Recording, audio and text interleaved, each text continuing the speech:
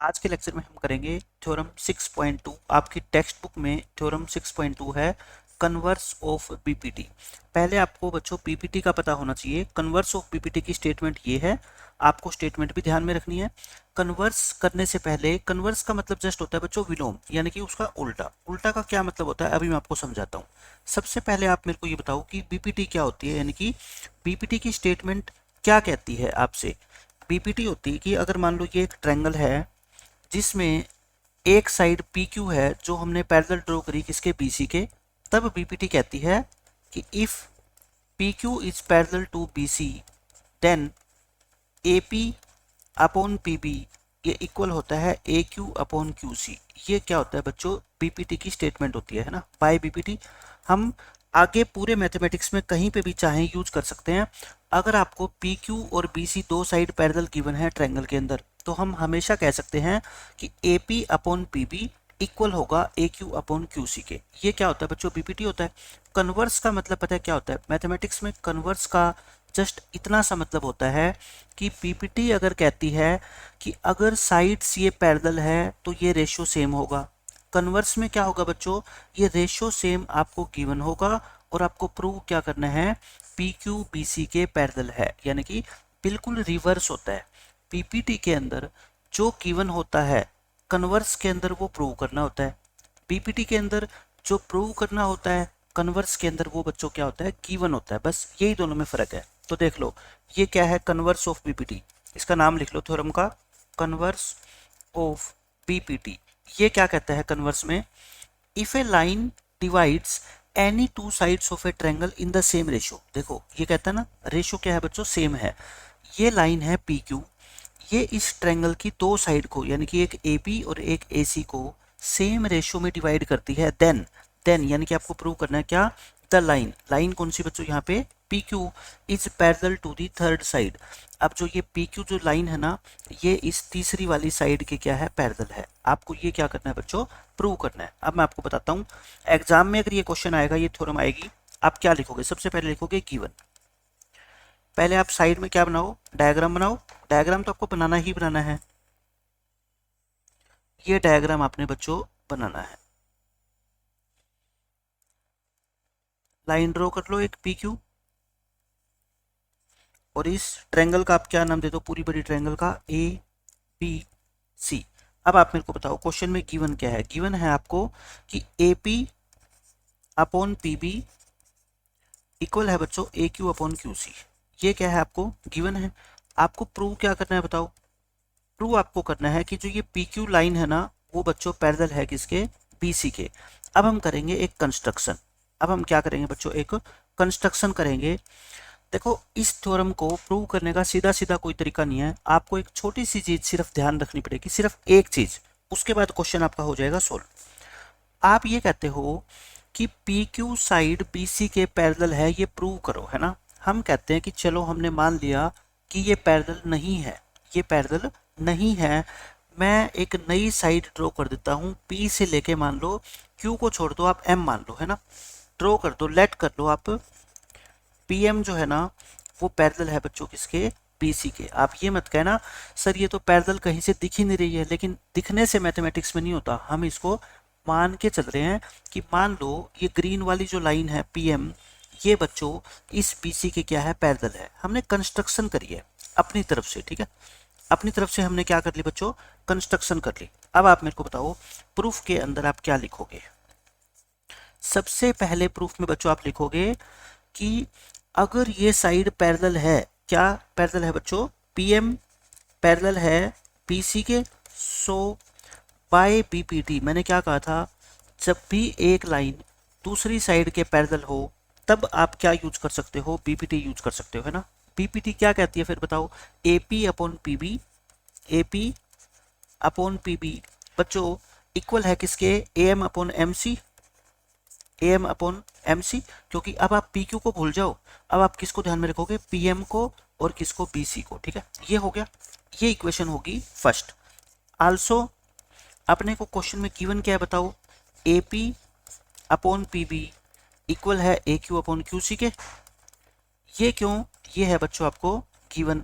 तो फर्स्ट और second equation से क्या आप मेरे को बता सकते हो क्या रिजल्ट हो गया? फ्रॉम 1 एंड 2 मैंने आपको क्या बता रखा है, ये देखो ये दोनों साइड क्या है इक्वल, तो फिर ये दोनों साइड भी क्या होगी बच्चों इक्वल होगी।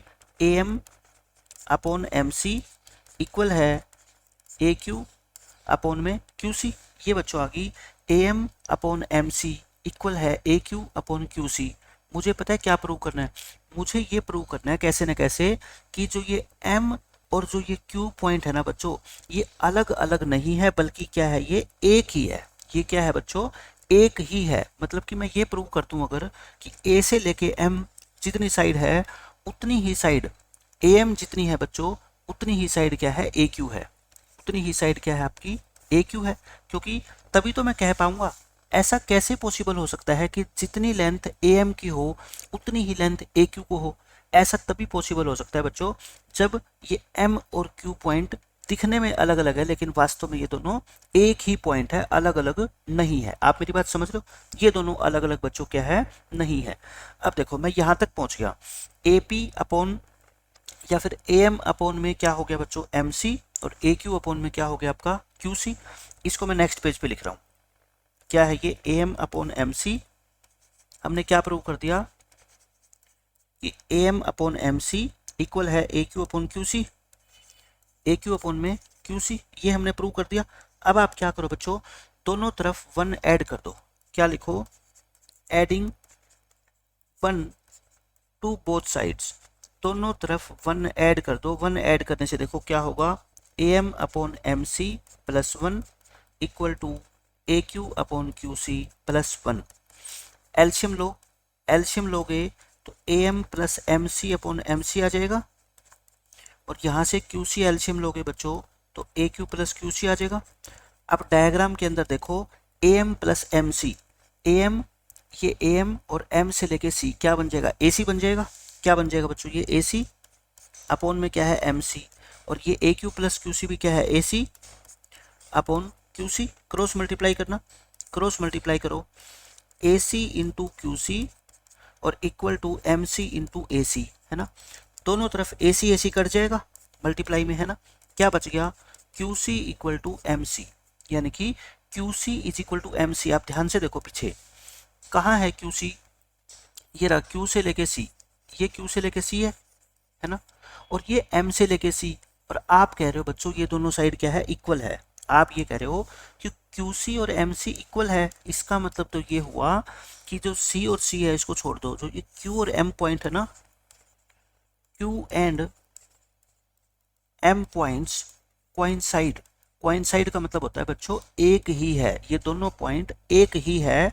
दैट इम्प्लाइज अगर ये दोनों पॉइंट बच्चों एक ही है तो आप मेरे को बताओ हमने क्या माना था PM पैरेलल है किसके BC के, और M और Q तो एक ही है।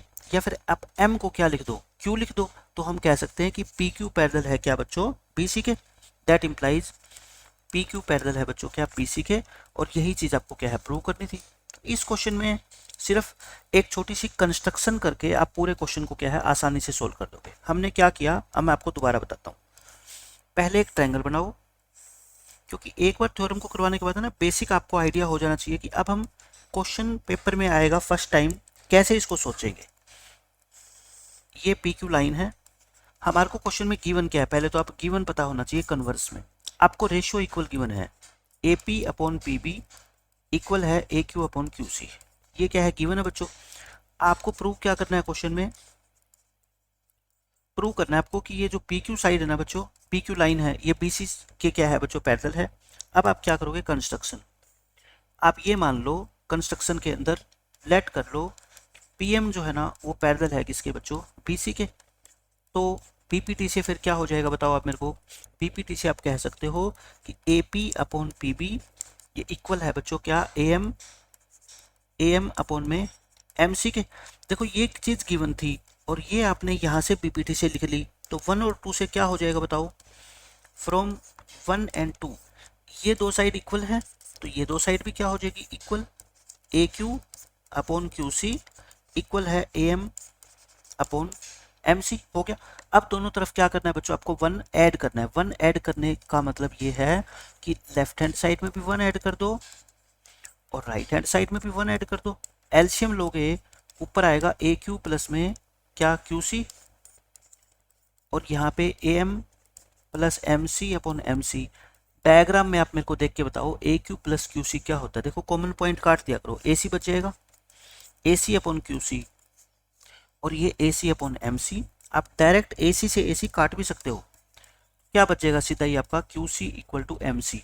यानी कि जितनी डिस्टेंस क्यू से लेके सी है ना, उतनी ही डिस्टेंस बच्चों आप कह रहे हो एम से लेके सी है। ये तो तभी पॉसिबल हो सकता है जब क्यू और एम आपस में क्या करे बच्चों, कोइंसाइड करे, तभी तो पॉसिबल हो सकता है ऐसा। कोइंसाइड का मतलब ये है, फिर हमने क्या मान के चला था कि पी एम पैरेलल है बच्चों किसके, बी सी के, लेकिन आप कह रहे हो कि एम और क्यू तो एक ही पॉइंट है, यानी कि आप एम की जगह क्या लिख सकते हो, क्यू भी लिख सकते हो। तो that implies P Q parallel है किसके, बी सी के, और यही चीज़ आपको प्रूव करनी थी। ठीक है, तो ये था बच्चों कन्वर्स ऑफ पीपीटी। मिलते हैं नेक्स्ट लेक्चर में एक नई थ्योरम के साथ। Bye bye, take care.